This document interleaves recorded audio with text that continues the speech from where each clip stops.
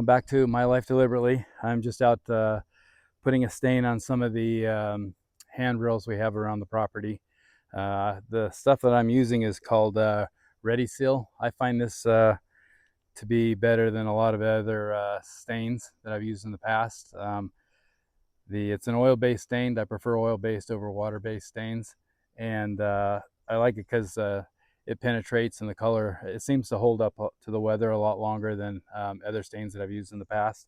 So I will put a link to this. I got it on Amazon, but I'm sure you can buy it anywhere else. You know, I'm not affiliated with it, or I'm not an Amazon affiliate or anything. I'll just put a link there so you guys can at least look at the description and see what I'm using, and might help you guys out. As far as the railings, what we did is we got the wood from our property, and then we just debarked it, and I cemented the post in so they're secure, and then I recessed bolts and put bolts through, and I made a recessed hole on both sides so that the hardware was hidden. So that's pretty much how we did that. Hopefully it'll last a long time. That's why I try to come out here and put the stain on it once a year, at least for the first couple of years, to see how it holds up after that. But yeah, I'd like it to last as long as possible.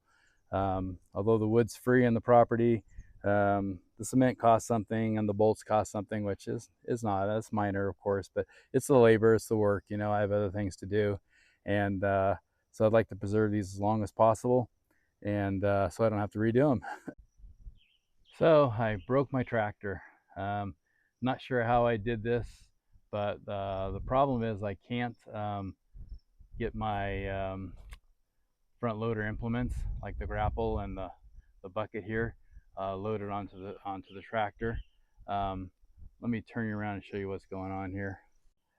So the issue is you have these I don't know what you call them, but you have these pins that that go down into the bottom of the you lower those down, and these pins go down into the implement and fit in those slots there, and that holds it on so it doesn't fall off, right? Well, you've got one on each side, and I've been having trouble with this side in particular not wanting to go in, and I think the issue are these plates here. They've gotten bent. I don't think they're supposed to be like that. If you look at this one over here, it's a little bit bent, but not as much as this one over here. So I think that's my issue. And if you look here, there's a gap running along here, and that gap is bigger than the gap that's over here. I'm not sure exactly how that's happening. You would think that the top of my implements would show damage if I were hitting it here and bending them. But anyway, because they're bent, I think that's why it's not getting up in there as far as it should get up, and that leaves a gap at the back here and prevents that pin from going into that slot. So I think the answer to fix that is to heat these up with a torch and pound them back down and flatten them back out, and then maybe take a welder and run a bead along here so that can't happen again. The other issue I have in the process of trying to get an implement on, I ended up, I don't know if you can see that well, I ended up breaking this weld, and so this needs to be welded back on. So not serious, can be fixed. The problem is I have very little experience welding. I don't own a welder. And let me turn you guys back around here. So it's probably not a difficult fix. The problem is that I'm not an experienced welder, and I don't own a welder, and I don't also own a torch. So I could go out and buy those things. That would be a little bit of an investment, and it's definitely something I want to get someday, and I'd like to learn how to weld.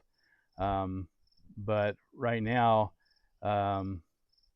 that's a little bit cost prohibitive to go out and buy that for this. So what I've done is I've called a tractor service that comes out to your place and does repairs. I've sent them pictures of what happened, and they said they can come out and fix that, and I'm going to go ahead and have them do all the maintenance on the tractor at the time too. So the only issue with that is that they can't come out for a couple weeks.